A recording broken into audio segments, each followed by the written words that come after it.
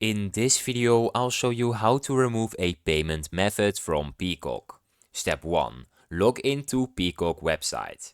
Visit peacocktv.com and sign in with your account credentials. Step 2. Go to Account Settings. Click your profile icon at the top right and select Account from the drop-down menu.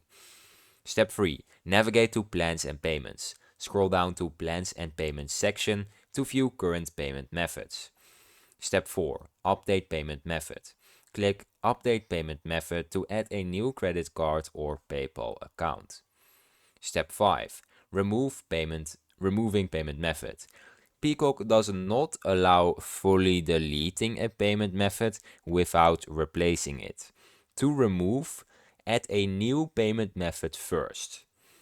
Step 6. Save changes. After entering new payment details, save to activate it as your default payment method. Now I have some tips for you. If your subscription is through third parties like Apple or Google or Roku, update payment info via those platforms. To fully avoid charges, consider canceling your subscription if you want to remove all payment info. Contact Peacock support if you face issues updating your payment method.